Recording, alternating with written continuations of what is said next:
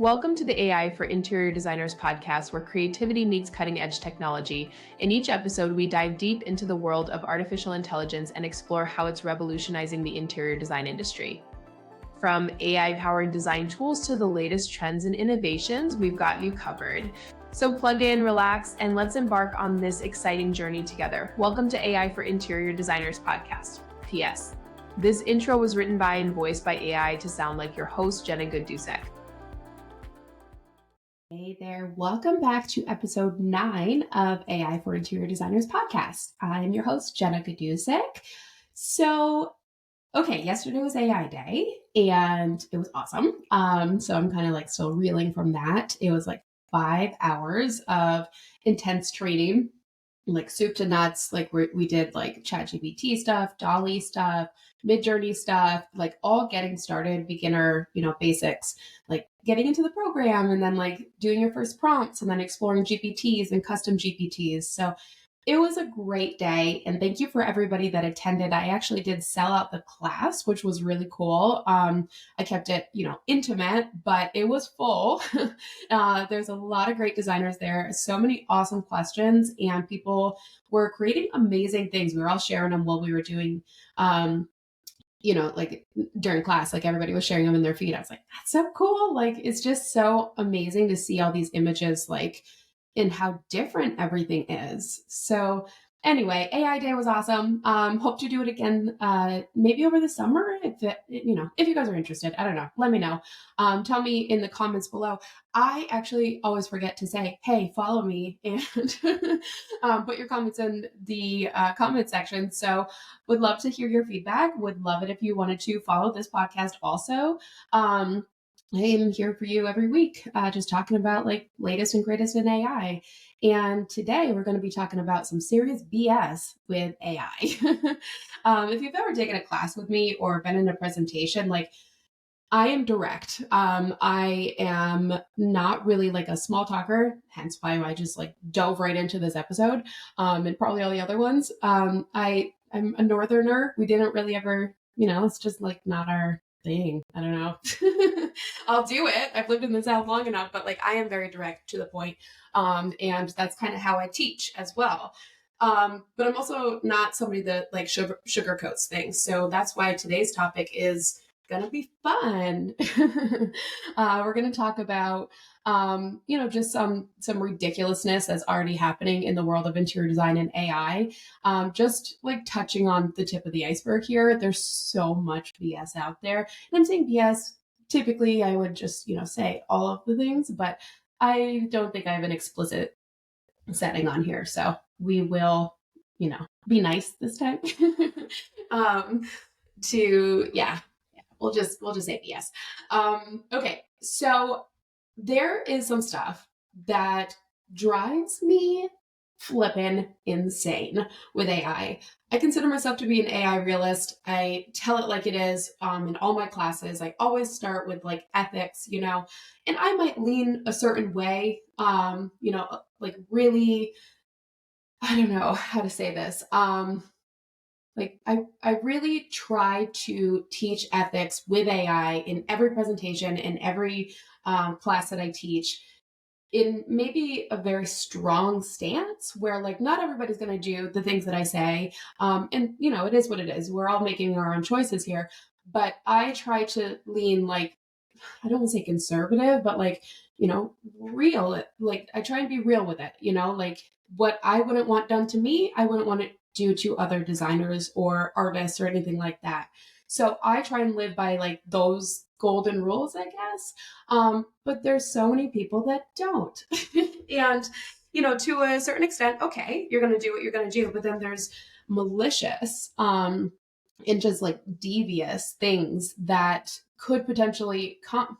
Let's not say could, they are going to come with AI. And I think we just need to be real about it. We need to have conversations about it, and people should probably be called out about it, So, and I say people, but it's like faceless accounts that are doing this ridiculousness. So let me get started with the first thing. By the end of the class, I'm so used to teaching. By the end of this episode, I'm going to go over some some ways to like spot AI in images. So like if someone's claiming that it's not AI and that they actually designed it, or if you're seeing all these like larger accounts, which is what I'm going to start with, sharing AI and not disclosing it, there's ways to tell. So I'm going to get into that at the end. But first, I just want to kind of talk about like what I've been seeing on Facebook, and I'm sure a lot of you guys have too. Well, it's not just Facebook. I'm sure Instagram is just the same, but I'm not seeing that all the time in my algorithm. Facebook, I am. So, non-disclosure of AI is like a serious issue. For me, it's one of the ethics that I teach, like first and foremost, just always disclose. Like, what's the secret? Unless if you're really trying to hide something and like falsify your actual skills and talents and all of that stuff. Like, it's just yucky to me that people would not disclose that it's AI. Even if you say AI generated by, and then your name, like, who cares? Like, just say it. But a lot of people are not. So what I'm seeing is larger accounts, like pages, right? So pages on Facebook are posting daily with AI images, but they're not saying that they're AI. And so people would be commenting like, "Oh my gosh, what a dreamy space! Like, what paint color is that? Where do I get that chair?" And it's like, this is not real. None of this is real. But these accounts are building their following to massive numbers using these like clickbaity pictures. And then, like, what's the end goal? I can only assume it's probably to sell these accounts later, so they have all these stacked like followers, and then somebody purchases that later, and then like comes with a huge set of followers. So I mean, what else? Like, there's no other call to action. Like, they are simply there to get engagement and to get followers, at least in the way that I'm talking about this right now. The other thing about it is that like and this has been going on for a long time, right? People will say that the source of the image is Pinterest. I'm sorry, but Pinterest did not design that. They did not even create it with AI. Pinterest is a search engine. It is not a designer. So Pinterest is not the source for the image. Pinterest is where you found it. Okay. You could have just said Google if that was the case. Like, do your freaking diligence, man. Like, all you have to do is reverse image search that and then source the designer. Like, the disrespect that comes with citing Pinterest astonishes me. Like, how lazy can you be? But also, it's like intentional. It's like you didn't want to credit the actual designer that did this work. And that is stealing, my friend. Like, that is not cool. And honestly, like, if you could find these people and track them down, I'm sure that there's probably like intellectual property, like issues with all of this, but I don't know. I'm not a lawyer, but my sister is. So maybe I'll ask her. So anyway, like, that's one thing that I'm seeing. And it all started with Pinterest before, but now AI's in the mix. So like people are, sharing all these images. The other thing I'm seeing is like kind of just like these cheap shots, like people in this industry are creating like image sets of AI generated images. And they're like, here, you can purchase this bundle of AI images for X amount of dollars, and you can use them, for whatever. And for me, that doesn't sit right for a few reasons. The first is it seems like just a money grab, right? Like, like low hanging fruit, like, oh yeah, people are going to buy this because they don't want to learn it themselves. Meanwhile, Midjourney is $10 a month for like basically unlimited images. I mean, I've never capped it out. And you don't just need like a preset image collection. Like, nobody needs that. Like, when you really think about it, you are going to, maybe use that for like onboarding questions. You might have it for presentations and stuff like that. But like, why don't you do it yourself for $10 a month? I always get this thing wrong where it's like, teach a man to fish, he'll eat for his entire life. Give him a fish and he eats that fish. Like, I don't know. I don't remember the whole thing, but if you teach somebody to do something, they can do it forever, right? But if you give them something and they just like use that, then they never advance and they never go anywhere. And for me as an educator in this space for so long, I am all about teaching you the tools that you need to thrive. And this is stunting that, because people don't understand how easy it truly is to create a Mid-Journey image. The hardest part about Mid-Journey is setting up your Discord server and then getting over, which will be obsolete pretty soon anyway, because it's all going to be in the browser base, which I've been in the alpha testing for now, probably 6 weeks to a month, to 2 months. I don't even know when it came out, but because I've generated so many images, I've been able to test all of this. And it is so easy. Like, this is going to change the game when people don't have to worry about Discord and all that, because that's daunting. I get it. Like, that's honestly what stopped me from originally signing up for Mid-Journey over a year ago, because like I literally could not figure out Discord. Turns out I had two different servers, emails, and that's why. But it's tricky, and I get that. But it shouldn't stop you from, at least delegating this for $10 a month to a team member, or just sitting down and learning it for an hour. Like, there's so many resources out there, whether it's with me or not. Like, you can learn AI and you can do this yourself. So seeing these preset things, like, it just seems like a fast, like, I don't know, I guess it's passive income, but like the end user, I feel, is kind of being abused in this situation, because designers very well can do this themselves. And after you buy that one set, it's like you always need more. Like, you're always going to need to be able to, if this is your journey, right? You're always going to need to be able to create conceptual ideas for that, like for every project. Like, you need to be able to customize. You can put in design boards and get a look. It's not exact, obviously, but you can put in your design board. You can get ideas from that. There's Stable Diffusion. There's all these other programs that you could potentially like interweave in all of this. But it's so unnecessary. It's just like a stock photo set using AI. And then it's like, okay, so now all these other designers could potentially also be buying this. And then it's like, we all have the same pictures. Like, where's the uniqueness and where's the individuality in all of this? I don't know. It, like I said, does not sit right with me. There's going to be designers that are like, oh, I would totally buy that because it's easy and I can have it. But like, they just don't know. They don't know what they don't know. And AI seems scary, and I get that, but you are wasting your money. Like, it's just, you can do this. Like, you could do this for free. You can go to any, like, for instance, if you don't sign up for ChatGPT Plus, if you don't sign up for Dolly, which is included in ChatGPT Plus, you can just go to Copilot, go to the designer, and Copilot is the Bing browser. Go to the designer tab, and under that, it's Dolly. It might be, I don't know if it's version 2 or 3 right now, but like, you can create images and you can edit the images even better, honestly, than you can in Dolly. So that's a little secret for you guys, but you can do it. Like, here's an example.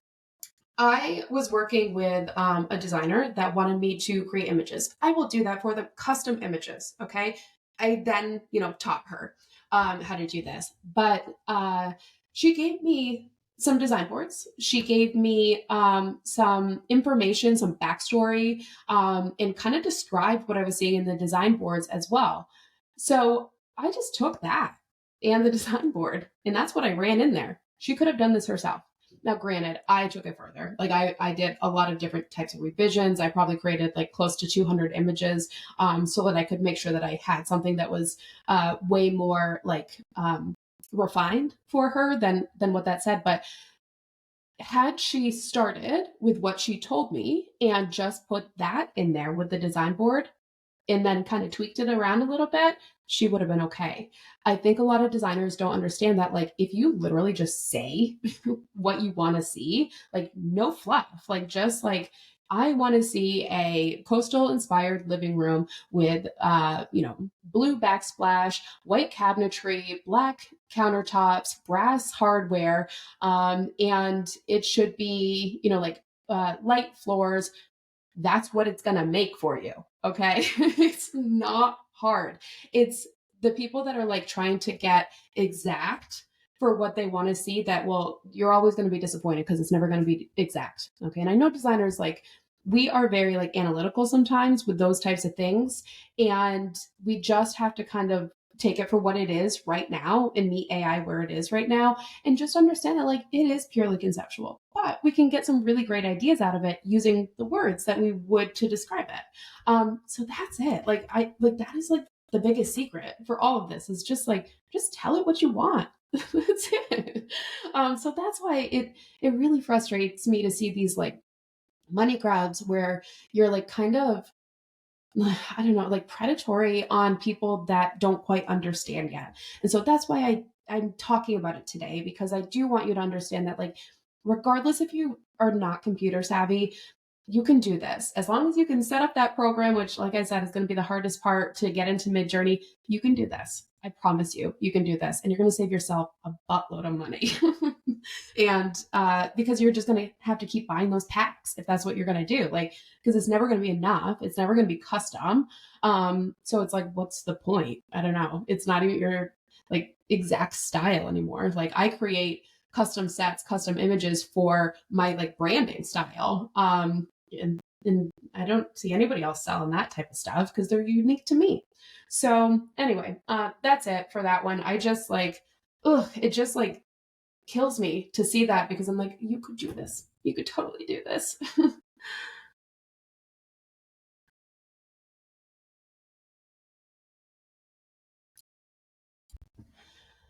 Okay, so let's talk about like how to spot a AI image. So let's say somebody is out there trying to claim this as their work and be like, "Oh, look at this incredible room that I designed." No, you didn't, and here is why. um, Let me preface this by saying I frequently get a lot of really great designers that send me links to other designers, and we'll call them designers. And they ask me, is this legitimate? Like publications where things have been like posted or people that have been interviewed and they're like, I don't think this is their work. Can you check it out and tell me what you think? 9 times out of 10, they're not AI, but they are renderings and they're not exact space. And I can tell, like even with the best renderings, like you can tell there's certain giveaways, but with AI, there's way more. Okay. So, a few things that you always want to look for in an image to see if you can spot the AI. And honestly, I should make this like a fun series on my Instagram where it's like, spot, I've already done a few, but like spot the AI differences, you know? Um, so, a few things that you're going to look out for is quality. 9 times out of 10, people are not going to run this through an upscaler. So the quality when you actually zoom in is going to be very grainy versus, an actual photo. Like if you have photography done of a space, it's going to be like the highest quality, right? It's going to be publication worthy. But if you're doing an AI image, it is not. I run, if I need to ever enlarge something for like print or, magazine, like actual print, I have a program called Topaz AI that I run all my images through. You actually can do it with video too. There's a separate version for that, but I run everything through so that I can enlarge it and it is better PSI for that image. So most people are not doing that though. So they're going to go to like upscale in Midjourney. They're going to get the highest quality that they can in Midjourney, but it's still not the best. Like it's not the best out there and it's still going to be grainy. So that's number one is the quality. Think about the difference. Sometimes if something has been shared over and over and over again and like screenshotted and stuff like that, the quality could look less than the original if it is a real photo. So that's definitely something to keep in mind if it's been in circulation for a long time. So like a lot of Pinterest pins, you'll see like regurgitated years later and they're just like not great quality. But they started out that way. They've just been reshared and saved in like lesser quality so many times that they do look grainy. So that's just a little side note. Something else that you want to look for is just legs on furniture. Bar stools are a good giveaway. Just like regular legs on really any item. Sometimes they're turned out. Sometimes they just like wonky, like, just kind of like squiggly. So that's a good giveaway. Details get blurry. So anytime you zoom in on something and you're looking at the details of flooring or a backsplash or something that looks a little bit further away in the image and it's blurry, that's a good indicator that it is AI. Because typically, unless if they have like a different focus on the lens where it's like a closer focus, it does it's going to show those details. It should show those details. Like I said, flooring is a really big giveaway. If you look at like the patterns on the floor to see if it looks legit, like some areas are going to look like perfectly patterned, and then some areas it's just kind of like glazed over, where it's like blurry. So look for that.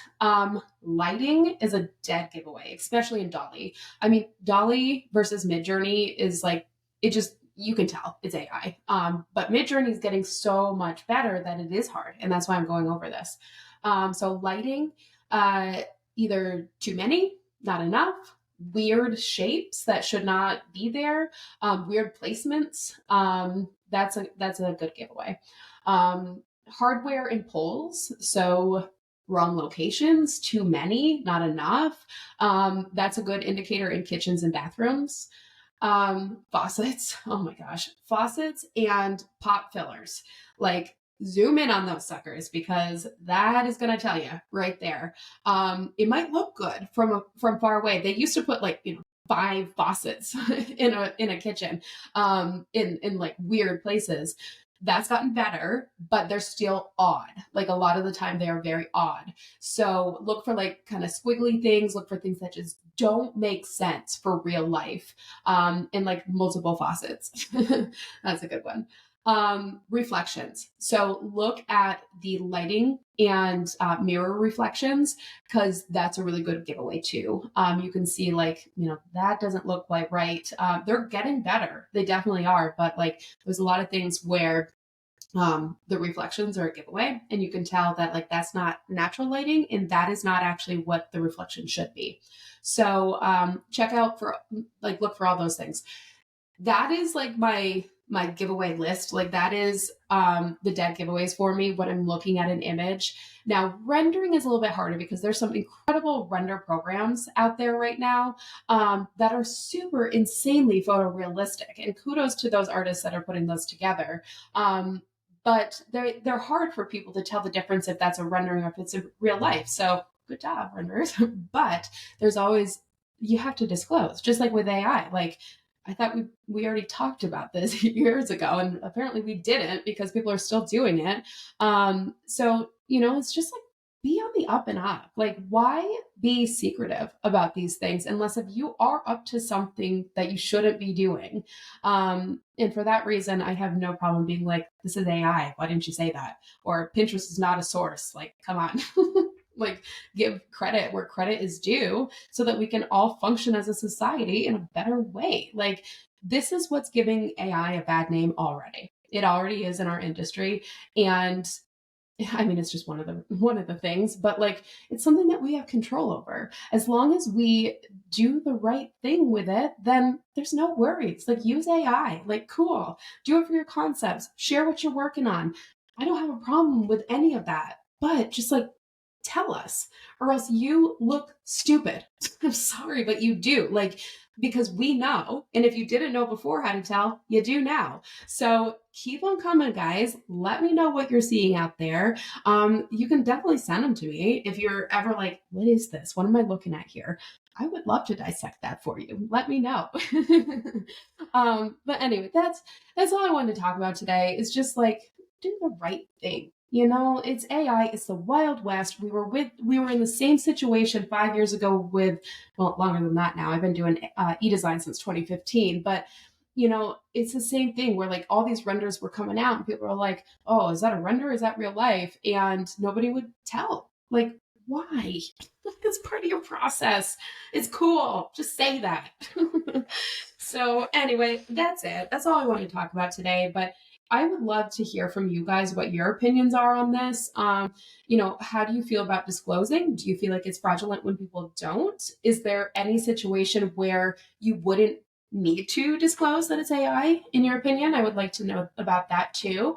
And any other giveaways, like any other AI giveaways that I may have missed, when you're looking at images or renderings. Let me know, because maybe I like totally missed a couple that are good. I'm sure I did. I'm sure I did. There's so many things. I was really just kind of, kitchens and bathrooms are like dead giveaways, but sometimes it gets harder with living rooms, in bedrooms. Now that I say that, a lot of the time in the living rooms, you're going to see like in the coffee table or on like the accessory tables, it's weird, like things got odd. So like not real shapes, stuff like that, or things are falling into the coffee tables, staircases get weird, that type of stuff. So yeah, I guess there's a lot more moldings, handles on doors. So there's more. There's probably more, but that's a start for you. So, all right, that's it for me today. I am headed out to the Design Immersion Summit in Scottsdale, Arizona here on Sunday, and then to the art conference on my way back to Charleston next Wednesday, I want to say. So I am probably going to try and record today for next week's episode, since I will be away. But I hope you guys enjoyed this episode. I know it was a little bit more intense than some of my other ones, but I think it needed to be said. And I don't think a lot of people want to say it. So I don't know. I just want the best for you guys that are listening and to not be taken advantage of. And that's it. So, all right. I will see you guys next time. Thank you for listening. Don't forget to follow, since I always forget to say that. All right. Thank you. Bye. Thanks for listening to today's episode of the AI for Interior Designers podcast. Don't forget to subscribe to this channel and tune in next week for more AI tips for your design business. See you next time.